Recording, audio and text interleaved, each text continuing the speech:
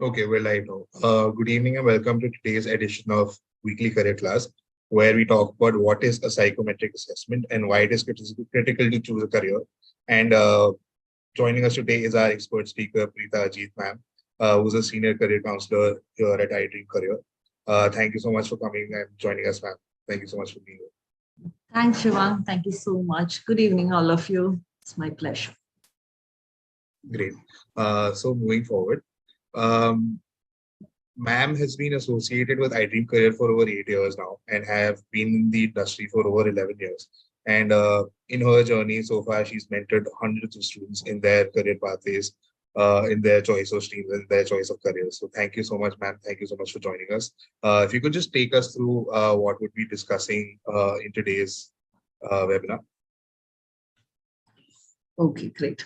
So the topics that we'll be going through today are what is the psychometric assessment, understanding psychometric assessment and its merits and different aspects of it, iDreamCareer's in-house psychometric assessment and the breakdown of the psychometric assessment, how it benefits in a child's career decision making. So this would be the structure of the conversation today.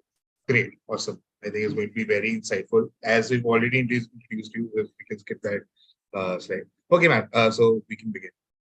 Okay, great.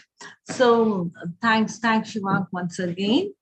So I'm expecting that parents as well as children are listening to us.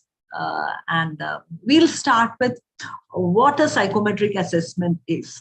We'll first break it down to make it a little easy.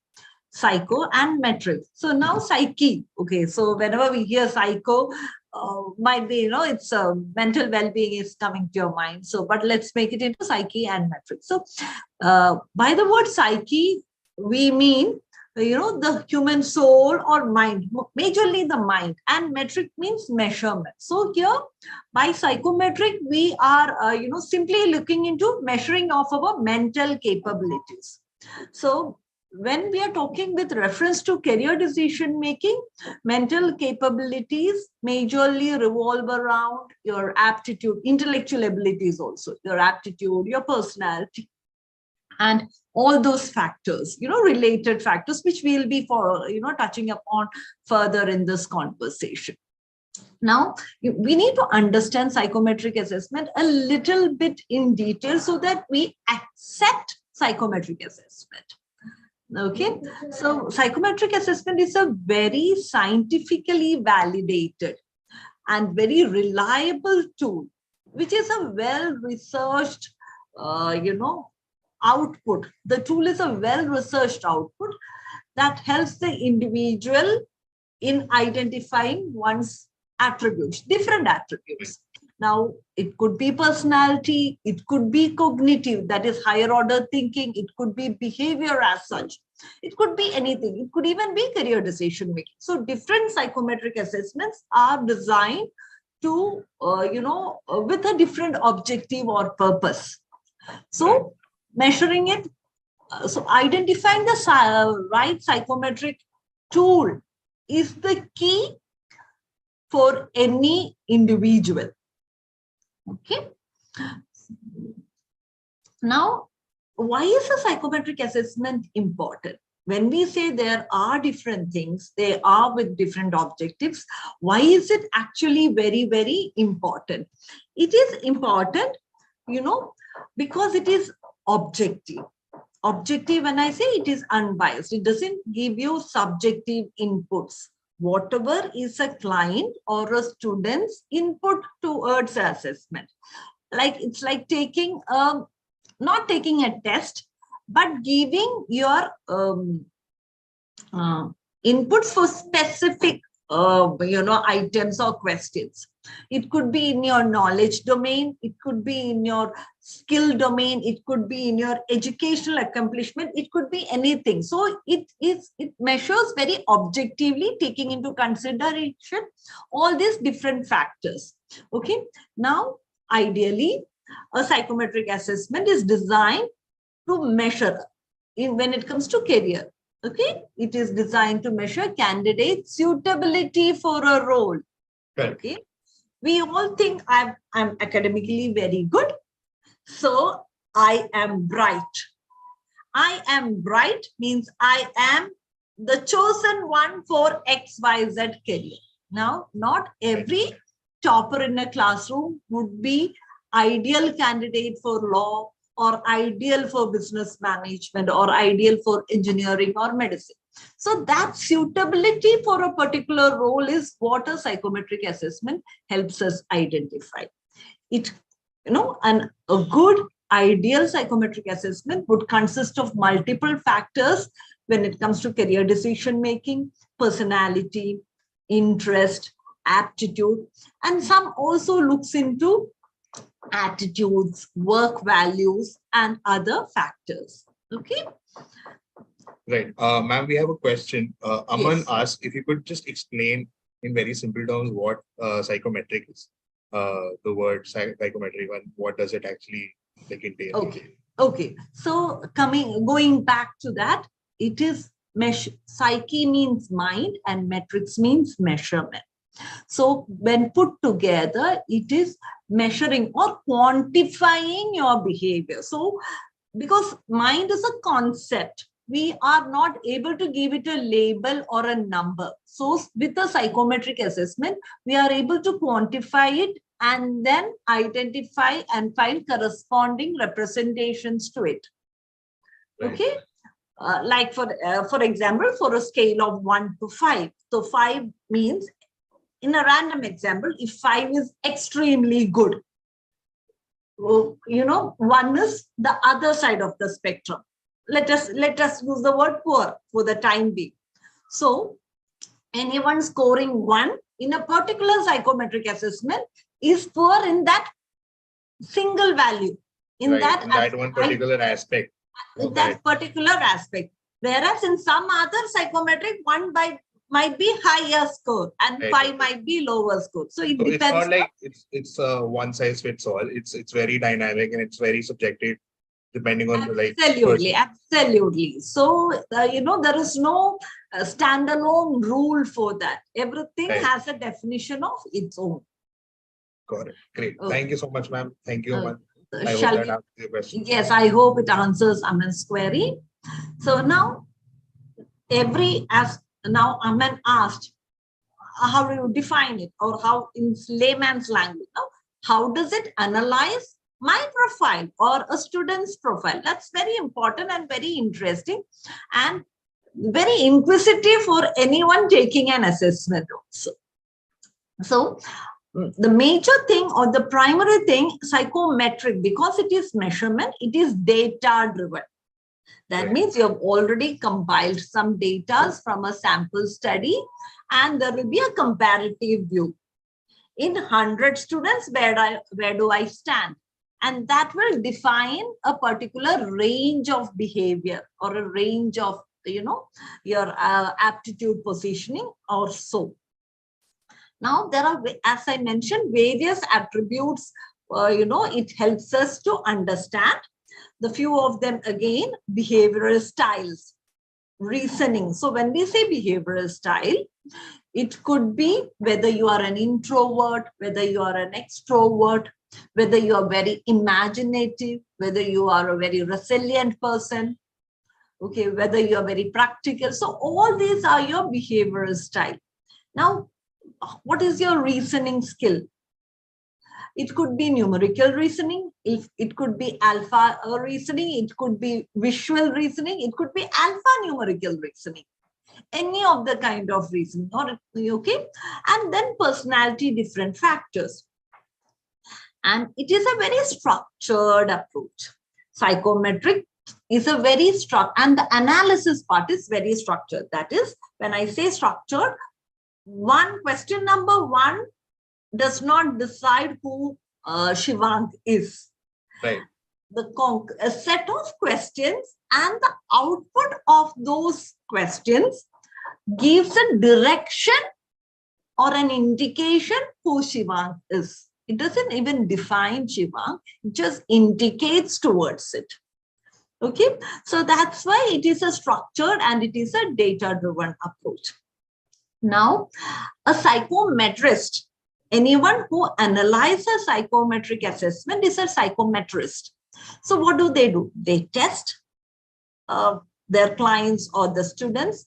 They find out the statistics and they analyze it deeper to see where the particular child is or an individual is standing with regard to their aptitude, their intelligence, the mathematical aptitude or verbal aptitude or personality. So now when all these things are put together, it helps the student to identify what are their strengths.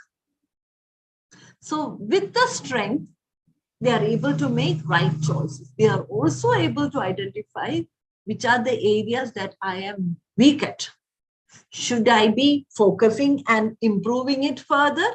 Or should I focus more on strength or as a strength-based approach? Should I be looking into it? So that's something during a counseling process after a psychometric, upon discussion, a student or a parent would be able to identify better. So I hope how psychometrists analyze your profile in detail, you are able to understand here.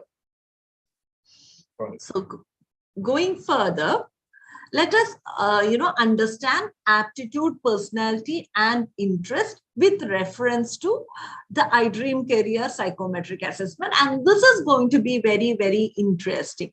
So because we all think we have a set of aptitude, and we are not wrong there. We are absolutely not wrong there. Sometimes there are some areas which we have never identified.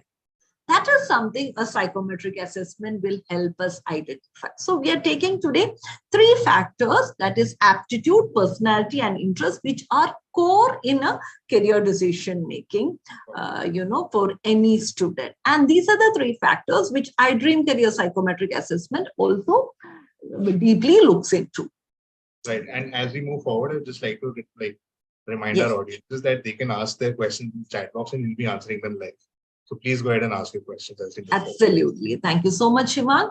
Now, whenever we are choosing a psychometric assessment, it is very important for every individual to know and understand whether the tool, the assessment is a reliable one. Now, how do we identify? And you need to ask the assessment provider, how reliable is your tool? Okay, right. You need to question that. Then only you know the assessment you took is giving you the best of the result. Okay, now reliability is accuracy as well as consistency over a period of time. Okay, now for iDreamCareer's assessment, it is a standardized assessment. That means the reliability is intact. So we have, I'm sharing this chart. It says the aptitude assessment of iDreamCareer is at a score of 0.84 with a very good reliability. Okay. Now that is 0.8 to 0.85 is in the very good range, and we are at 0.84. And from the personality and interest is at a 0.75 to 8, which we call it as respectable. Okay. And again, I would like to call it very good only. Why? Because it is at a 0.78 and 0.79, so close to 8. Okay, so that's why we say the reliability of iDreamCareer's tool is tried and tested, and it is a standardized one. Okay, so you need to know for any tool which is the reliability tool they have used, and for that reliability tool, what is the score? Okay. So shall we progress? Yes. Now, suppose you are considering taking iDreamCareer's assessment, you need to have a deeper understanding of the assessment. So iDreamCareer assessment is a 90 minutes online assessment. As I previously mentioned, it has aptitude, personality, and interest factors. 50 minutes of the 90 goes for aptitude. 5 aptitudes are assessed there, and every aptitude is given 10 minutes each. So 10 into 5, 50. Now comes personality and interest. They take at an average 20 minutes. They are not time bound, but for let's say average, it's 20 children, complete it early, they might take a little couple of minutes more too. Okay. Now the number of questions, aptitude, which takes 50 minutes, we have 45 questions. Whereas personality and interest, which approximately consumes 20 minutes, we have 60 questions each. Okay, which is mostly, on a 5 scale. Agree to disagree, strongly agree to strongly disagree for personality, and interest is an yes or no. You need to choose. It's a 2 scale. So that's how it is, designed or structured. Now let's understand the factors in detail. Now, the areas of assessment, we'll start with aptitude. Now, what does an aptitude mean? We all wrongly or synonymously many a times use the term aptitude for our curricular score. I got 50 out of 50, 40 out of 40, 80 out of 80. My verbal aptitude is great. Now, we need to ask ourselves, if I am given a similar question outside my textbook, will I be scoring 80 out of 80? Okay. If a student scores 80 out of 80 with a similar difficulty level for class 10 or class 12, we can consider it as a factor for aptitude, because there an acquired ability or an innate potential, I'm born with that set of skills, that is aptitude. So that's what, it's not what you learn and what you showcase. No, that's not aptitude. What you're born with, your innate and acquired abilities that you use, is what we call as aptitude. Okay. So now in iDreamCareer, as I mentioned a little while ago, that we have 4 or 5 aptitudes that is assessed. First is numerical. So when we say numerical aptitude, it means, you understand mathematical concepts and you are comfortable with numbers. If I have to handle numbers, if I have maths period, 4 periods continuously before lunch, but still I'm happy handling numbers. Yes, the possibility is you are comfortable with numbers. Okay. Now, when it comes to verbal, you have very good clarity about language concepts and you understand written words and sentences. When we say this, we say, okay, if you are a 15-year-old, so you understand and you're able to comprehend any language content which is, appropriate for a 15-year-old. Okay, so that we need to be very clear. I'm not telling that a 15-year-old should be able to understand something for an 18 or 20-year-old. No, there are people like that who are born genius or gifted, but at an average, we are talking for appropriate for your own age. Okay, great. Now, going further, we have mechanical aptitude. So as you can see, the corresponding image are some, wheels, so or levers. So you understand machine, you understand mechanical concepts, and you are, might be while you are riding a bicycle, the chain came off. You did not push it to the nearest vendor, whereas you tried your own hands to do it and you successfully did it. So you have that's an identification of your mechanical aptitude or an indicator of it. Okay. Now comes spatial aptitude. Many of us might have done jumbled figures, where you have to put it proper within a given span of time. So spatial means whether you are able to visualize, whether you are able to imagine. Now, it could be patterns and figures and understanding visual. So, building blocks, jumbled, images, all these are indicators of spatial aptitude. Some people would keep trying the wrong pieces together, but still not able to comprehend it, whereas some children would do it really fast. Okay. even without practice. So that's again an indicator. So these are indicators. They are not, airtight definitions. I would say they are indicators. Okay. Now comes reasoning. So you can see this young boy doing a Rubik's Cube. So now if you look detailed into those Rubik's Cube, they are 4-1, Rubik's Cube with just 4 blocks, Rubik's Cube with 25 blocks, Rubik's Cube with 9 blocks. So a standard one is a Rubik's Cube with a 9-1. But if someone has a, aptitude of reasoning, is able to think and,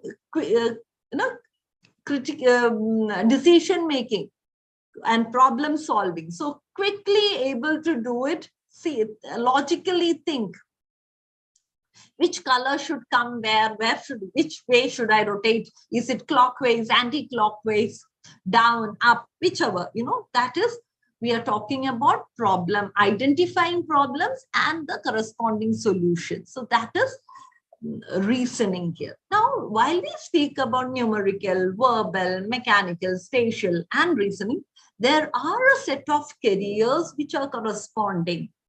So as I mentioned earlier, just because you have a great verbal aptitude does not necessarily mean you are going to be a great journalist or you're going to be a great author. So there has to be other factors also. This is only one contributor. Okay. So because I really want to reiterate on that. Right. So if it is numerical aptitude, you probably could be great with IT sector, okay, statistics, mathematicians, finance, handling money, actuarial science, banking, where all numbers, the crux of the career. With high numerical aptitude, you should be able to possibly do it well. Now, if it is verbal aptitude is high for you, anything where you have to, now again, verbal could be oral or written, that needs to be identified. So if it is, let us presume it has written, then writer, journalist, author, all this, content creator, lot of people, careers related to that. If it is oral, then anchoring, again, journalists, politicians, all this where your speaking skills are more required, oratory skills. Okay. Now, when it comes to mechanical aptitude, engineer, Navy, people in the marine, pilots, fire specialists, all of them require, they should have an aptitude of machines and mechanics. Now comes reasoning, lawyer, where your logical thinking should be high, marketing, sales, entrepreneurship, scientist, finance. So now if you see, numerical as well as reasoning is a must for a successful career in finance. So you can just compare and see.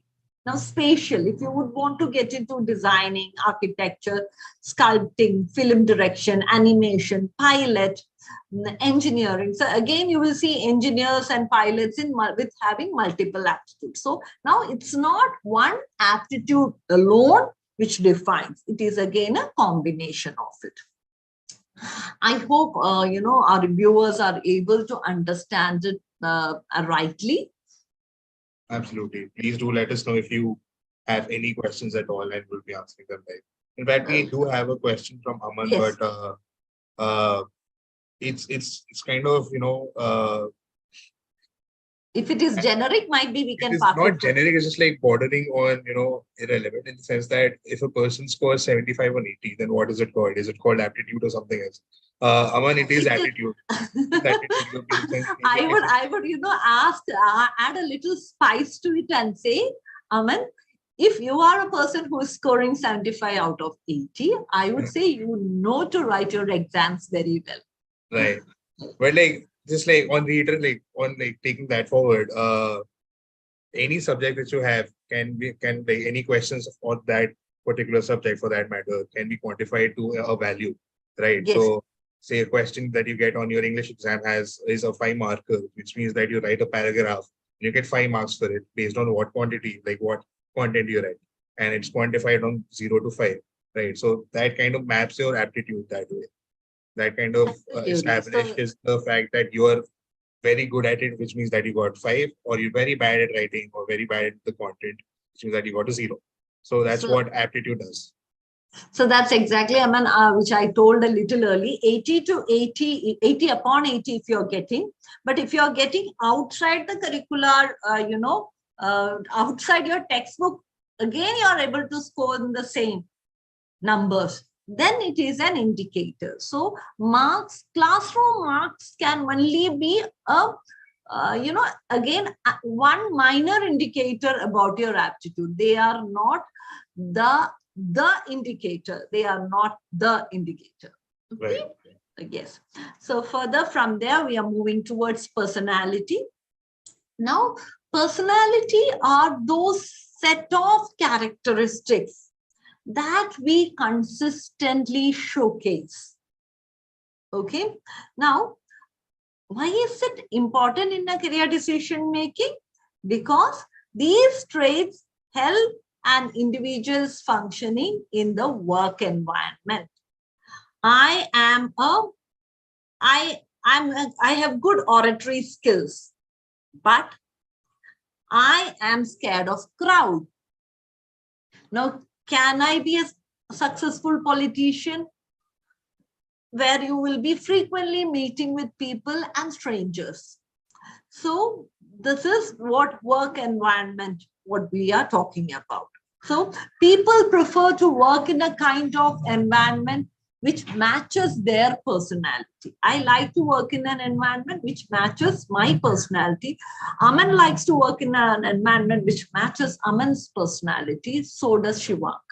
So here, and any person is likely to be successful in jobs that are best fit for his or her personality characteristics. So that's why aptitude alone does not define your career.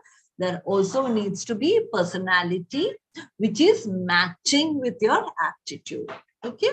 Now, when we go towards the personality indicators or factors or dimensions that iDreamCareer look into, there are 5 of them that we look into. The first is conscientiousness. Second is agreeableness. Third is neuroticism. Fourth is openness to learning. And fifth is extraversion. Now, you might be seeing corresponding terms towards each dimension. So it shows a spectrum of characteristics, okay, where there is endpoints. So conscientiousness means either a person can be organized and disorganized, careful or careless, disciplined or impulsive. Okay. Now a person can be organized, but or careful, but disorganized and impulsive also. So all these factors needs to fall in its place to get the final score, like 5 on 5. Let's take 5 as a number today for conscientiousness. Now, when it is agreeableness, whether a person is soft-hearted or ruthless, trusting or suspicious about everything, helpful or uncooperative. These are the 2 spectrums, 2 ends of the spectrum for agreeableness. Now, when it comes to neuroticism, so here in neuroticism, we are talking about emotional stability, resilience against or versus instability. Whether a person is calm, secure, and satisfied, or the person is anxious, insecure, and is always at a self-pity. Okay, so that's the spectrum. Now, openness to, when it comes to openness to learning, we have imaginative, preference for variety. Like, I cannot do work over and over again. Okay, boredom hits me fast. The job is monotonous. So these are the people who are open to learning and who are, imaginative and independent. Whereas the other side is some people like structured and, a 9 to 5 or a desk job or a repetitive task. Okay, they are practical, preference for routine and confirming kind of personality. And when it comes to extraversion, It is either introvert or extrovert. So sociable, fun-loving, affectionate people, whereas reserved, sober, and retiring people are the other side of spectrum. So we are trying to identify which side of the dimension do you fall into. And with that set of traits, does your corresponding aptitude also fit in? And then what? Then we look into the interest factor. Before we move into the interest, let us see what are the corresponding careers for all these 5 factors. Experiential or openness to learning. We have practical, realistic people or imaginative and experimental people. If you're a practical, realistic, then again, sales, marketing, actuary, finance, all possibly are your set of careers. Now, if you're very imaginative, then artistic, filmmaking, anything related to poetry, acting, writing, scientist. Yes, scientist requires imagination. Then only innovations come up. Okay. So don't think that how can scientists be written along with a poet so it's about the imagination quotient that we are talking about here. Now, when it comes to interpersonal, where we previously spoke as the term extroversion, if you are a quiet introvert, then writer, researcher, painting artist, accountant, where you have to give more focus. It's a one-person kind of a work and not much of a teamwork. Whereas when it is social, extrovert, teaching, marketing and sales professional, politician, managers, public relations experts, all of them. Emotional orientation, most of the time, or 99% of the time, we look for people who are emotionally stable. So that means who are more resilient. So doctors, firefighters, defense people, managers, police force, corporate administrators, any form of administrator for that matter, education administrator, public relations, security person, where you are in a service industry, you are interacting with people frequently, you need to be more resilient. Now comes attitudinal orientation. If you are tough and competitive, then sales, marketing, finance, business are all your call, possibly your calling. If you're very generous and very kind-hearted, teaching, counseling, social work, medical sciences are all, possible things that you can try your hands on. Now, when it comes to conscientiousness orientation, again, a person is focused and organized. So 99.9% of the times, or most of the careers look for people who are more focused and organized. So any career fits them rightly. So if you think you are a focused and organized person, but your aptitude is a little less in something, it's just that you need to polish that and work a little better. Right. Okay? So from here, shall we progress towards interest? Yes, ma'am. Okay, thanks. So now, interest factor while we are talking. What is interest? What are our choices and our preferences that guide us to make our career decisions? So interest in general are choices or preferences. So when it comes to, career choices, these helps us to make informed decisions. Okay. Now, in iDreamCareer, we have 6 kinds of interest. Realistic interest, that means people who like to do things. They rely mostly on their physical strength and they like to work with their own hands. And then investigative people. These people are thinkers, innovators. They analyze and interpret data. They like to go deep into things.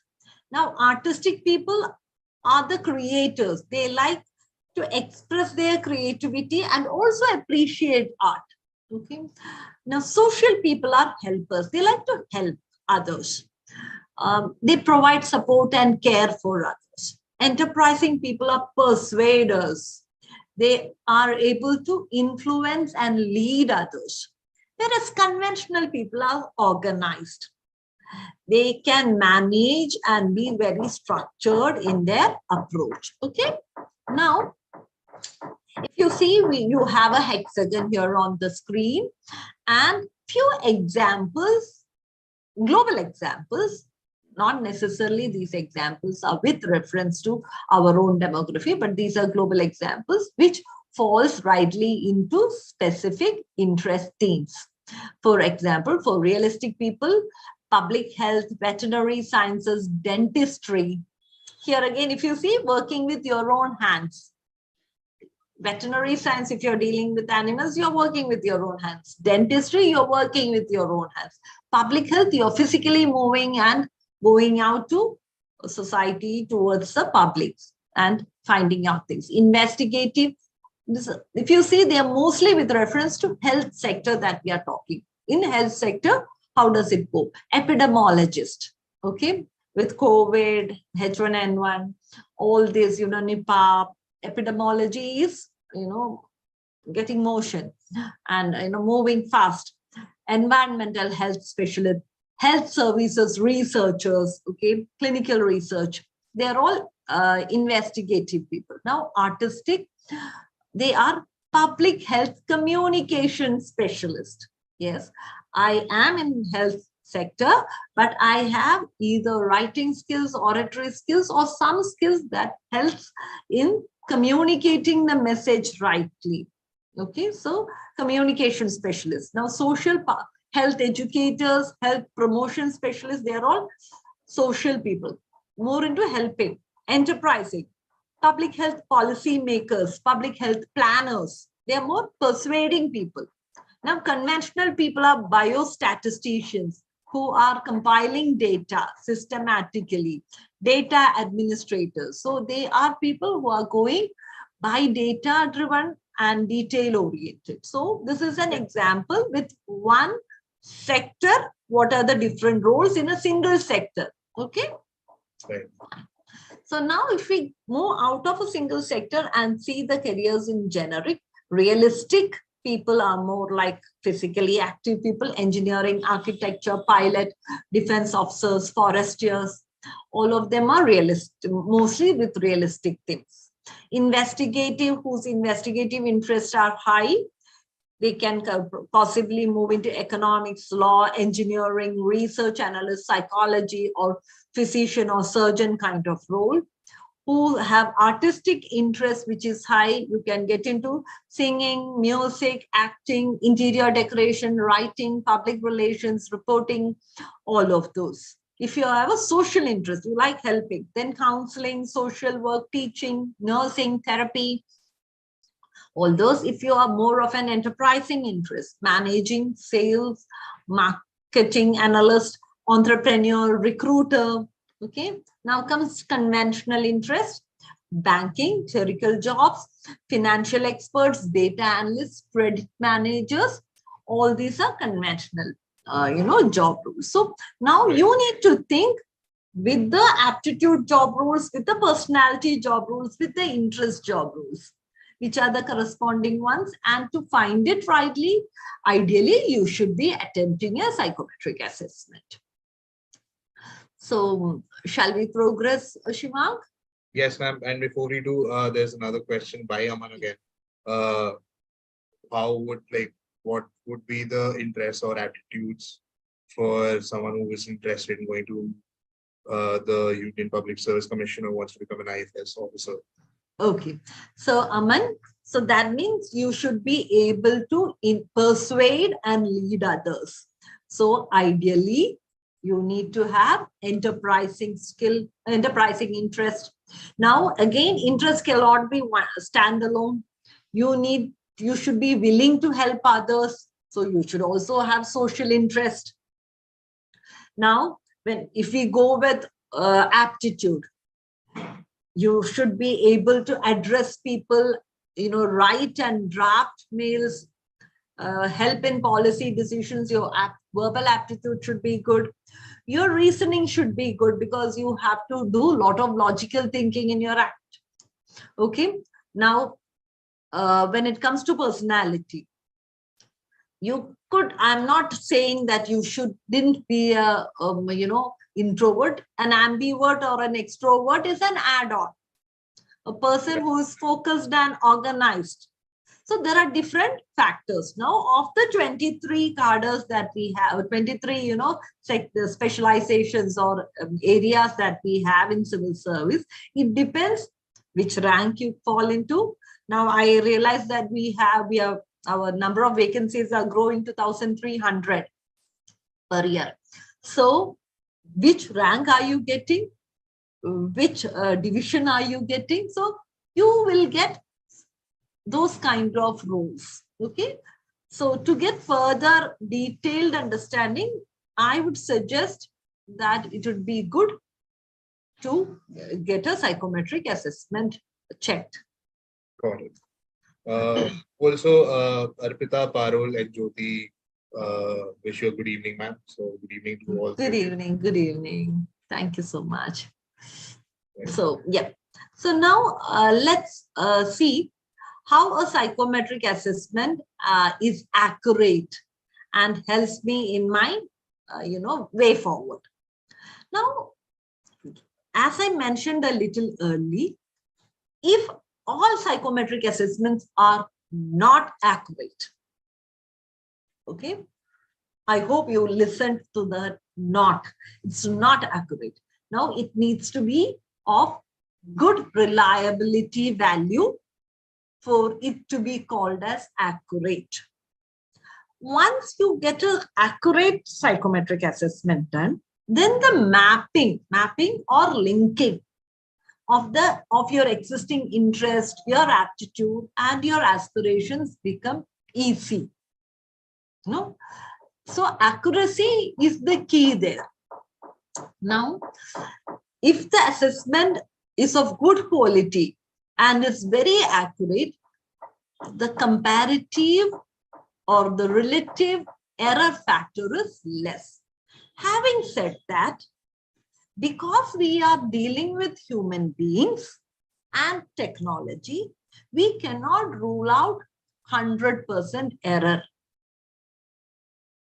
So, in the best of the best assessment also, a minute percentage of error possibly could creep in. So that is when, always a psychometric assessment should be followed by a counseling process. So that in that interaction, you are able to discuss, you are able to debate, and then, come to a conclusion which is viable for you. Okay. Right. So it is the key term is accuracy here, and that is shown by its reliability factor. Yes. So I think we are mostly at the yes. Yeah. Great. So that was our presentation, folks. Thank you so much for having stayed throughout and listened to it. We'll also be sharing and showing to you the sample report for the psychometric analysis. And before we do that, if you have any questions, any queries that you want to ask, please go ahead and ask in the chat box. And for queries that you think could not be taken up now or would not be taken up now, you can always scan the QR code and you'll be redirected to iDreamCareer's app, where you'll be able to access our AMA query feature, where an expert counselor will answer your questions right away as you ask them. So please go ahead and scan the QR code before we move on to the report. Thank you so much, ma'am. Thank you so much for the presentation. Thank you. We can move on to the report. So shall I stop the share, the QR code? Is it okay? And then share the report? Yeah. Yes, absolutely. Okay, perfect. So for the benefit of all, I'll quickly take you through a sample report of iDreamCareer. How does it look like? So the aptitude portion, what we spoke about as the numerical, verbal, reasoning portion, the corresponding number, and the scale, the graph is what you're seeing here. When it comes to the descriptions are given below, then comes the personality report. So it is a spectrum, as we previously also showed. It is a spectrum of the 5 orientations, which is indicated by different colors. So you will see the white dot, which is the indicator in a corresponding area. So the 5 different personality areas are looked into, and the descriptions given below. Then further coming into, we have the interest.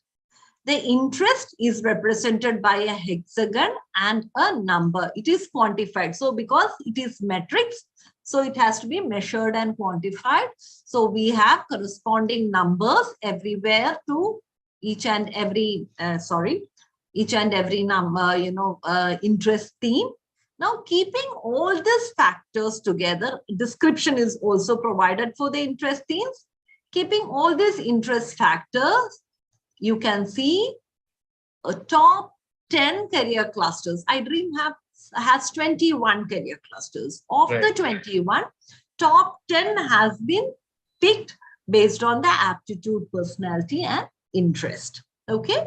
So now what to choose from this 10 is a result, the positive outcome of a counseling process.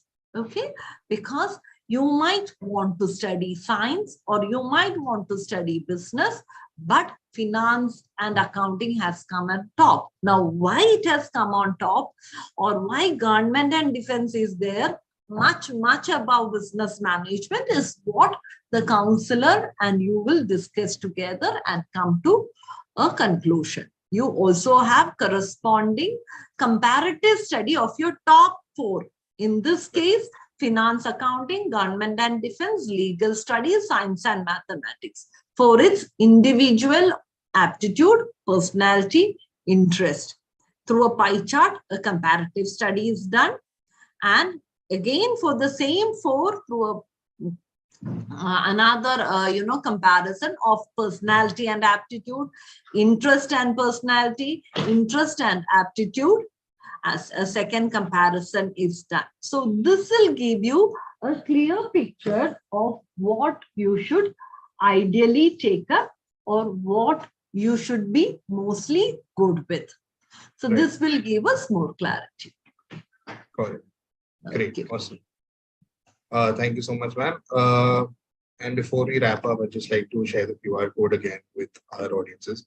If you haven't already, please do scan the QR code and check out our web app where you will be able to access more than 550 career choices and options across different courses and careers and career pathways. And you will also be able to access our AMA query feature and get access to get answers to your questions right away from an expert counselor. Thank you so much, ma'am, for joining us today. Thanks, Shivan. Thanks for having me over. Very useful for our audiences. In fact, I'm sure there's a lot of questions, a lot of doubts. And for someone who did not know what psychometric assessment is, actually got a lot of insight into what one is and how they can, kind of channelize their psychometric assessment in the course that they get into a better future, into a better career pathways for their profile. So thank you so much. Thank you so much for. Thank you so much. I wish all the best for the ones who are listening to the, this webinar of ours. Yeah. Thank you. Good evening. Bye-bye. Thank you so much for joining. Please do like, share, subscribe to our channel. And please keep joining us for every weekly career class every Saturday at 4 p.m. Thank you so much.